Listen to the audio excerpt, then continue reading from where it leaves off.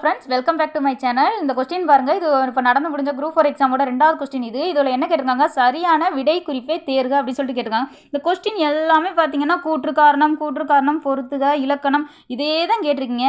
நீங்கள் வந்து ஏன் ஒன் வேலை ஆன்சர் பண்ணுற மாதிரி கொஸ்டினே கேட்க மாட்டீங்களா? இதுக்கு முன்னாடி குரூப் 4 எக்ஸாம்ஸ் எல்லாம் வரும்போது இப்படி தானே கேட்டிருந்தீங்க.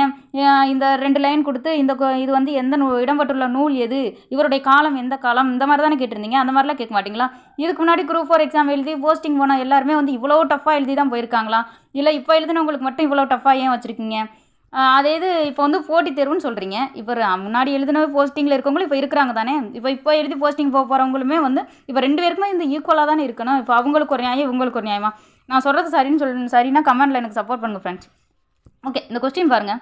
இதில் கூற்று என்ன சொல்லியிருக்காங்க அப்படின்னா, தந்த பலகை என்பது பொருள் தந்த பலகை என்பதன் பொருள் கொடுத்த பலகை என்பதாகும் அப்படின்னு சொல்லிட்டு கூற்று சொல்லியிருக்காங்க.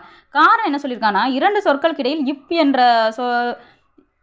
ஒரு நிமிஷம் என்ற ஒற்றெழுத்து மிகுந்து வந்ததால் கொடுத்த பலகை என்னும் பொருள் குறிக்கிறது அப்படின்னு சொல்லிட்டு கொடுத்த பலகை என்னும் பொருள் குறிக்கிறது அப்படின்னு சொல்லிட்டு சொல்கிறாங்க.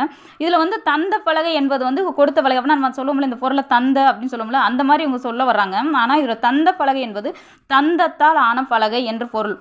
சரிங்களா? அதை தான் குறிக்கிறதே தவிர்த்து இது அதனால் வந்து இது வந்து என்ன சொல்கிறது, தந்த பலகை என்பது வந்து கொடுத்த பலகை கிடையாது. இதோட கூற்று தவறு. ஓகே, ஸோ கூற்றே தவறுங்கிறப்ப காரணம் என்ன சொல்லியிருக்காங்க அப்படின்னா, அதில் வந்து இப்பு மிகுந்து வந்ததுனால தான் வந்து இப்படி வந்து இதோட ஆன்சர் கொடுக்குது அப்படின்னு சொல்கிறாங்க. அதனால் வந்து காரணமும் தவறு.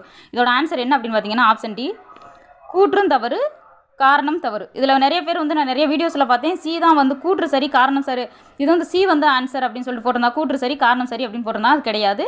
இதோட ஆன்சர் வந்து ஆப்ஷன் டி தான்.